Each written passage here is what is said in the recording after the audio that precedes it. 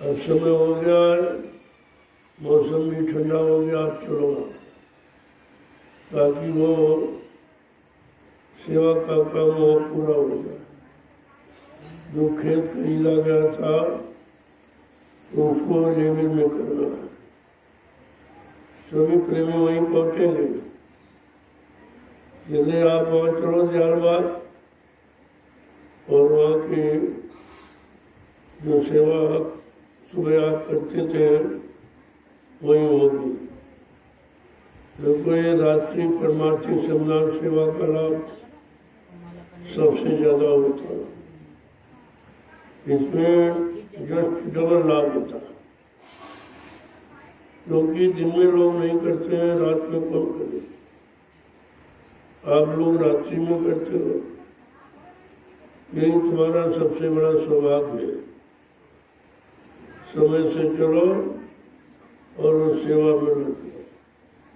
यहाँ कोई भी टेंट ऑफ वीडियो में नहीं रुकेगा, सीधे आप दियालबाग पहुंचिए। मैं भी वहीं पर पहुंचूंगा, देखूंगा कौन प्रेमी कैसी सेवा करता है। चलो चलो जल्दी चलो, देर मत करो, समय हो गया है। क्योंकि 9 बजे बंद हो जाता है, तो 2-2.5-3 घंटे तो आपको करना है। लक्ष्य कर लो ताकि सेवा का लाभ मिल जाए। और वहाँ चलकर देखो किस तरह की सेवा आपको करनी है। जगह जगह इधर गड्ढे नहीं करना। जिनको जिम्मेदारी दी गई है वो लोग पहले पहुंचो। वहाँ रामनाथ जी, राम शिव जी समय से पहुंचिए ताकि प्रेमियों को इधर उधर भटकना न पड़े। जहाँ पर आपको सेवा करानी है तो समय से पहले वहाँ पहुंचो ताकि इधर उधर लोग भटक न जाए। चलो जल्दी चलो, देर मत करो, समय हो गया। ज्यादा समय नहीं है सेवा का। जय गुरुदेव, जय गुरुदेव, जय गुरुदेव, जय गुरुदेव। जय गुरुदेव। नाम किसका? प्रभु का।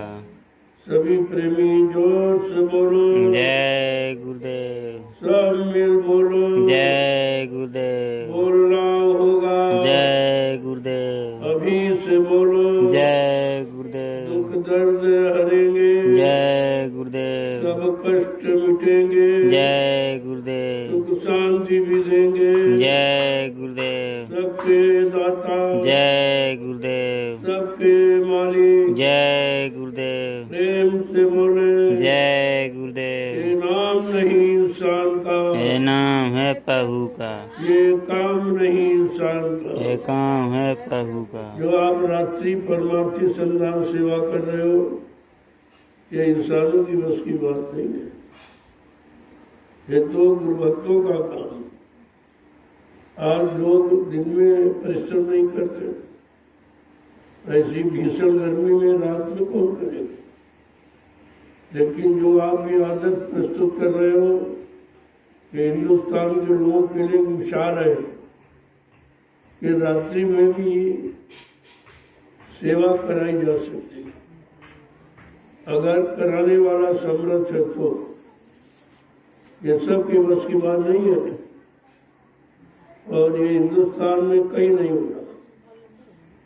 कहीं किसी मिशन में चले जाओ, परमार्थी सम्मान सेवा कहीं नहीं होती, क्योंकि सेवा का लाभ लोगों को मालूम नहीं है। जब तक संतों के परमार्थी वचन नहीं सुनेंगे, परमार्थी सेवा का लाभ नहीं समझ पाएंगे।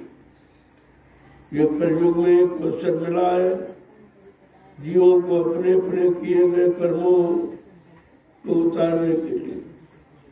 एक अवसर मिला आपको, उस अवसर का लाभ उठाइए। समय निकल जाएगा फिर आपको पछताना पड़ेगा। आगे जीवन रक्षक गुरु पूजा महान पावन पर्व होने जा रहा है जो जुलाई के महीने में। ये सब उसी की तैयारी है। प्रेमियों को कहाँ ठहराया जाएगा भंडारे कहाँ लगेंगे, सत्संग कहाँ पर होगा, सेवाएं कहाँ चलेंगी, मतलब ये सब चीजें उसी की तैयारी है। और आप इस तैयारी में लगे हो जिसमें तुम्हारे परिश्रम से जो ये जगह बन रही है, जिसमें लाखों लाख लोग आकर ठहरेंगे, भजन करेंगे, सत्संग सुनेंगे, सेवा करेंगे, ये लाभ आपको मिलेगा। ये आपका परमार्थी लाभ है। इसी बात को तो समझना चाहिए। करोगे उससे शारीरिक लाभ तो आपको मिलेगा ही, लेकिन ये परमार्थी लाभ जिसको लोग जानते नहीं है वो आपको मिलेगा। तरह तरह की बीमारी, परेशानी, दुख तकलीफ बढ़ते चले जा रहे हैं, जिसका कोई निदान समाधान यहाँ नहीं है, ना डॉक्टर, वैद्य, हकीम और न कोई दवा। ये केवल परमार्थी संधान सेवा के द्वारा ही बीमारियों, परेशानियों से निजात मिल सकती है। आप लोग चले, आपको मौका मिला, दुनिया के लोग देखते रह जाएंगे, तुम धीरज से अपना काम बना लोगे। यही तो संत मत की होशियारी। आदेश का, हुक्म का पालन करोगे, सब काम आसान हो जाएगा। जय गुरुदेव, जय गुरुदेव, जय गुरुदेव, जय गुरुदेव। सब लोग चलो, कोई यहाँ टिकेगा नहीं इधर उधर। अब इधर लाइन लगा खड़े हो जाते रहे, उतनी देर सेवा करो। यहाँ खड़े होने का कोई लाभ थोड़ी है। दर्शन का लाभ भी सेवा के बाद जो होता है वो लाभ होता है। प्रसाद का लाभ भी सेवा के बाद। सेवा करने से कितने लाभ हैं? भजन का लाभ, दर्शन का लाभ और प्रसाद का लाभ, ये तीनों लाभ सेवा के द्वारा ही मिलते हैं।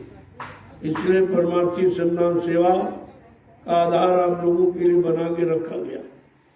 जो प्रेमी जहाँ सेवा पहले से कर रहे हैं वो तो बड़ी सेवा करेंगे, जैसे गन्ने की सिंचाई का काम, और इधर ये राजमिस्त्री बड़ा काम कर रहे हैं, ये तो अपना काम करते रहेंगे। बाकी सब लोग चलो, मैं भी वही चल रहा हूँ और आप भी वही चलो, ताकि समझ में आ जाए भाई किस तरह की सेवा आप लोग कर रहे हैं।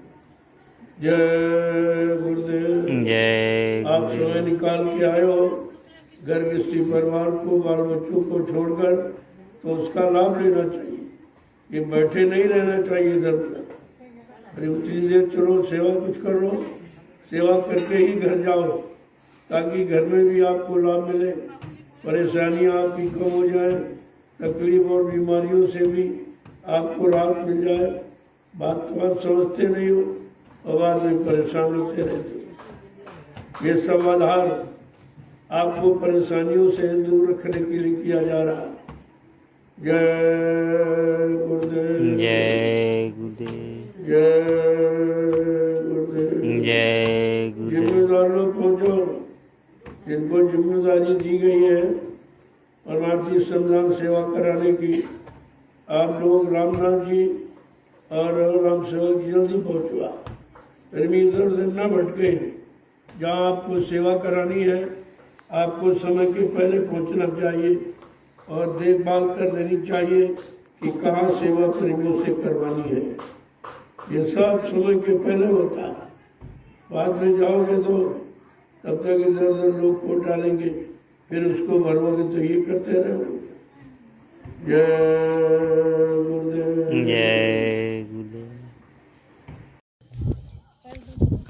जय गुरुदेव, जय गुरुदेव, जय गुरुदेव, जय गुरुदेव। नाम किसका, जय गुरुदेव। नाम किसका, जय गुरुदेव। नाम किसका, प्रभु का प्यारा नाम। सभी सत्संगी प्रेमी ध्यान से सुने। जो रात्रि श्रद्धान सेवा कर रहे हैं वो तो अच्छी बात है, लेकिन जो लोग बैठे हैं, आप बैठो मत जाओ, धीरे धीरे करो, लेकिन सेवा करते हो। रात्रि परमार्थी संधान सेवा का दूना लाभ है। इस लाभ से आप वंचित मत रहिए। बाद में आप पछताते हो, शिकायत करते हो, ये बीमारी नहीं गई, वो परेशानी, वो तकलीफ नहीं गई। ये सब सोच कर ही रखा गया है कि डॉक्टर वैद्य हकीमों से बीमारी नहीं जा रही, दवाओं से, अस्पतालों से बीमारी नहीं जा रही। तब ये आपके समस्त कष्टों को दूर करने के लिए रात्रि परमार्थी संधान सेवा रखेंगे। जब ये सेवा करोगे, जिस सेवा में तुम्हारा कोई स्वार्थ नहीं है, कोई लोभ लालच आपका नहीं है, ये निस्वार्थ सेवा है। घर परिवार में जो करते हो तो स्वार्थ ही, वो बाल बच्चों के लिए करते हो, उनके पालन पोषण के लिए करते हो, परिवार की, समाज की, देश की सेवा, मान सम्मान, अधिकार ये करते हो। लेकिन ये परमार्थी संधान सेवा, इसमें आपका कोई स्वार्थ नहीं, सबसे बड़ी बात ये। और हिंदुस्तान में कहीं चले जाओ, ये सेवा कोई नहीं करा, किसी को मालूम नहीं कि परमार्थी संधान सेवा का क्या लाभ है। जब तक संतों के परमार्थी वचन नहीं सुनेंगे, ये लाभ किसी को मालूम नहीं होगा, क्योंकि ये भी कलयुग में लागू हुआ। अन्य युगों में ऐसा नहीं था, लेकिन कलयुग में जब संत पधारे तो उन्होंने कमजोर जीवों के लिए, भोगी विलासी रोगी जीवों के लिए ये रास्ता रखा कि इसके अनंत जन्मों के पापों को कैसे मिटाया जाए। क्योंकि जब तक पाप नहीं खत्म होंगे, कोई जीवात्मा मृतलोक से अपने घर नहीं जा सकती। इसके लिए आप कोई व्यवस्था बनाएंगे। ये छोटी मोटी सेवा नहीं है। आज आप देख रहे हो कि लोग दिन में सेवा नहीं करते, तो रात में कौन करे? परिश्रम तो लोगों ने समाप्त कर दिया। बीमारी का प्रथम कारण यही है। जब शरीर से आप परिश्रम नहीं करोगे, शरीर से पसीना नहीं निकलेगा, खून आपका साफ नहीं होगा, तो तरह तरह की बीमारी पैदा हो जाएगी। वो बीमारी फिर लाइलाज बन जाती है, जो दवा डॉक्टर से नहीं ठीक होती। तो संत महापुरुषों ने इन कमजोर गंदे जीवों के लिए ये नवीन रास्ता निकाला कि चलो इससे भजन तो हो नहीं रहा, क्योंकि तन मन साथ नहीं देता है, और सत्संग वचन यादें नहीं देते, मन बुद्धि चित्त साथ नहीं देता है। तो कम से कम सेवा जब करेगा तो इसमें न नींद आएगी और न इसमें कोई विचार पैदा हो। बड़ा सोच समझ कर ये रास्ता निकाला गया है कि चलो जीवों को लाभ देने के लिए परमार्थी संधान सेवा रख दी जाए। वो भी रात्रि की सेवा का विशेष महत्व है। लोग दिन में नहीं करते, रात में कौन करे? और आप रात्रि में कर रहे हो, जिसमें आपका कोई स्वार्थ लोभ लालच नहीं। कितनी मेहनत परिश्रम से आप कर रहे हैं। तो मैंने कहा था 50 डलिए का, वो तो वहाँ था जहाँ दूरी थी, लेकिन यहाँ आपको कम से कम 100 डलिया हर प्रेमी को डालना।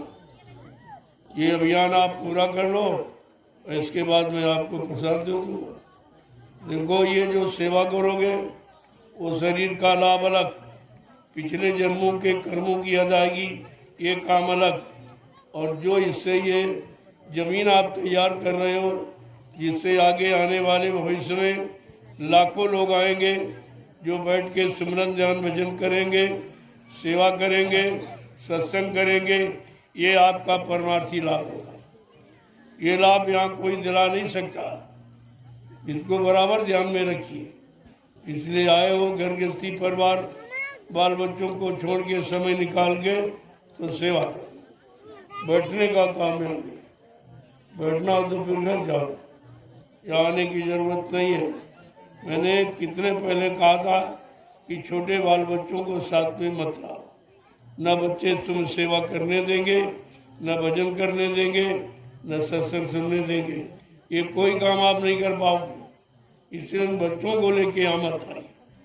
अगर तुम्हें सेवा करनी है, सत्संग वचन सुनने हैं, भजन करने हैं, तो फिर ये काम आपको करना पड़ेगा, नहीं तो ये बच्चे आपको कुछ नहीं करने देंगे। इसलिए मना किया गया। और तुम बच्चों की देखभाल भी नहीं कर पाते हो कि तमाम उधर बगीचे में तमाम पेड़ पत्ते इधर उधर तोड़ ताड़ के फेंक देते हैं। तुम्हें नहीं मालूम कैसे पेड़ तैयार किए जा रहे हैं, वो तुम्हारे लिए छाया के लिए।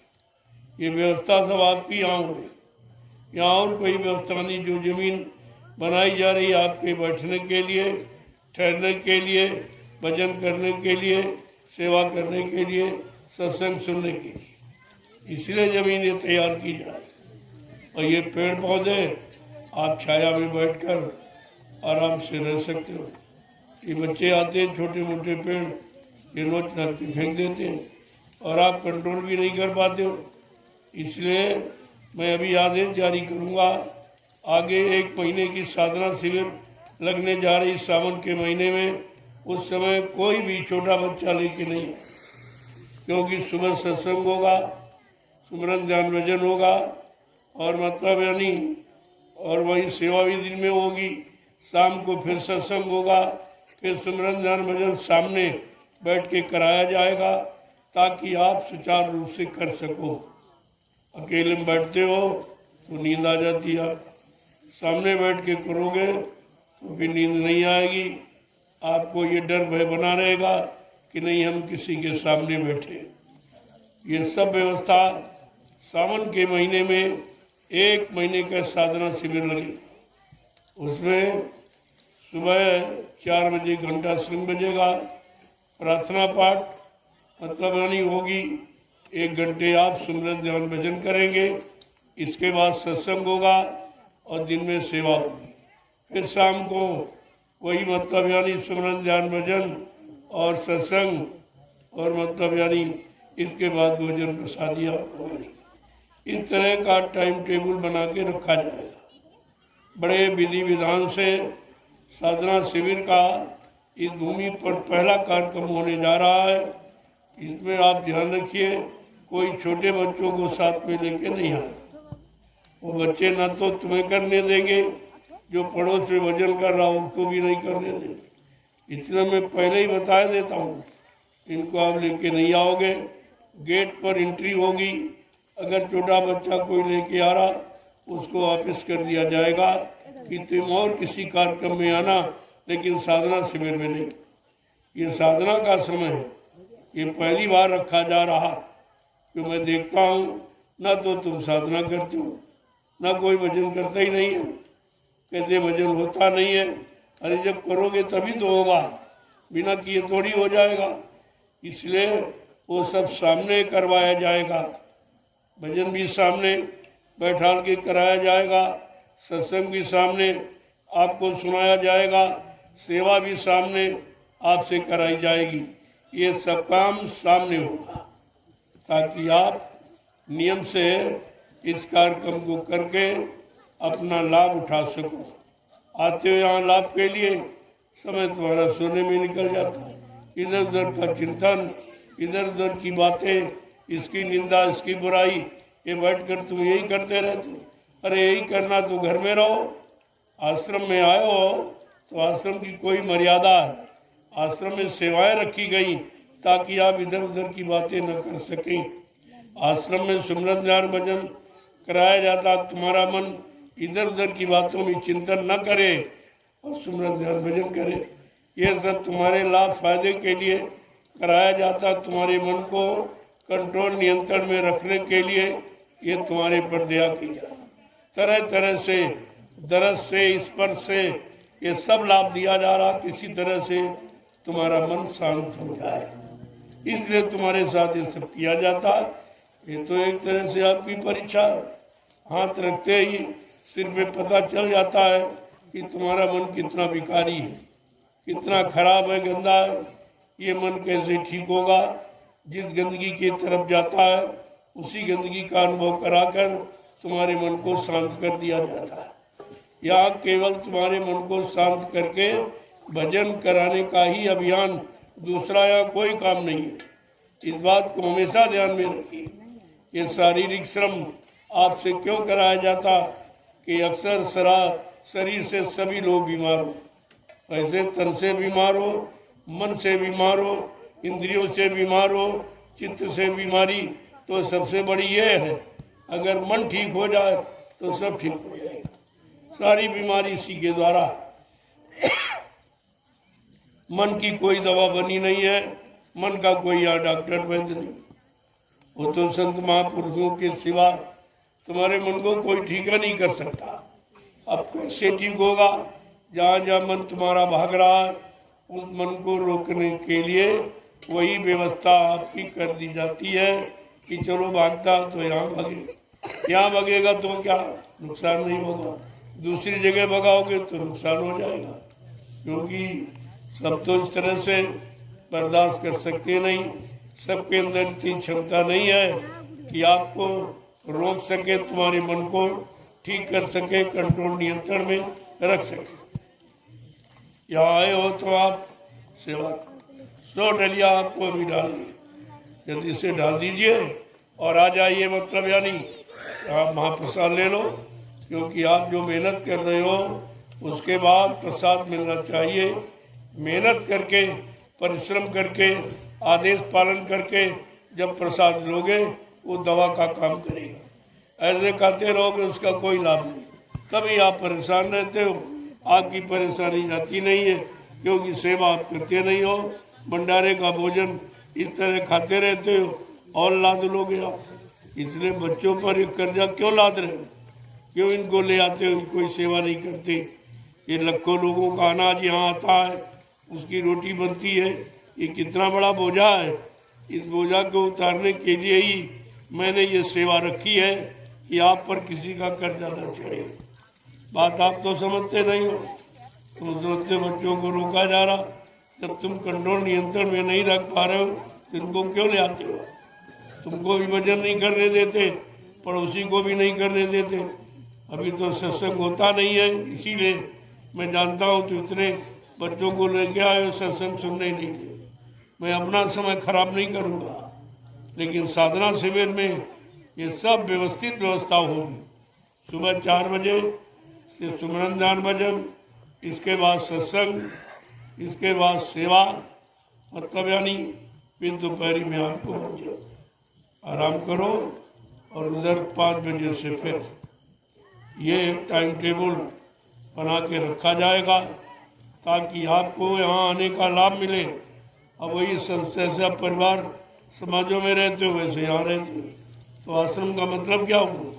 अरे कुछ तो तुम्हारे में तब्दीली बदलाव होना चाहिए। जब कुछ बदलाव नहीं होगा तो तुम दुनिया का बदलाव कैसे देख सकोगे? दुनिया का परिवर्तन कैसे देख सकोगे जब तुम्हारे विचारों में, मन बुद्धि चित्त में कोई परिवर्तन नहीं हो? हमेशा इस बात को ध्यान में रखें। यहाँ भी जो भी काम कराया जा रहा सब परमार्थ के उद्देश्य से। तुम्हारा मन खराब है इसलिए उसको इधर लगा दिया जाता कि जहाँ खराब हो रहा देख लो, यहीं से ठीक हो जाओगे। खराब तो जहाँ से होते हो वहीं आपको लगाया जाता, सब देख करके समझ करके ऐसे नहीं। जय गुरुदेव, जय गुरुदेव। जल्दी से सब लोग अपना अभियान करो। जब सब डलिया पूरी हो जाए तो आप आ जाओ, महाप्रसाद ले लो। जय गुरुदेव।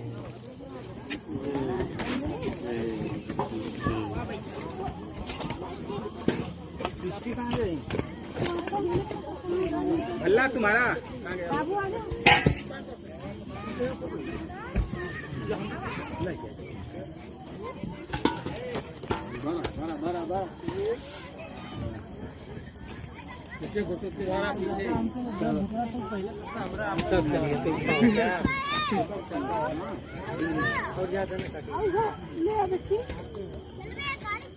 दे बच्ची कहाँ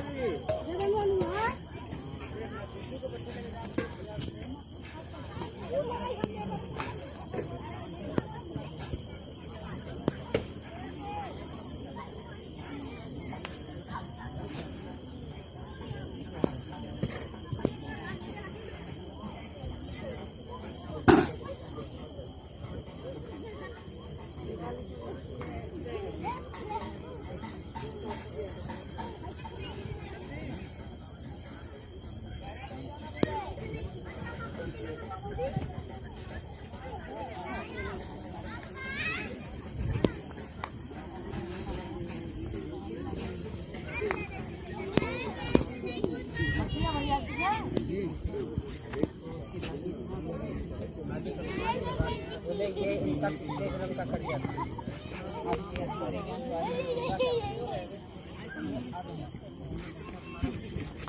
ये ये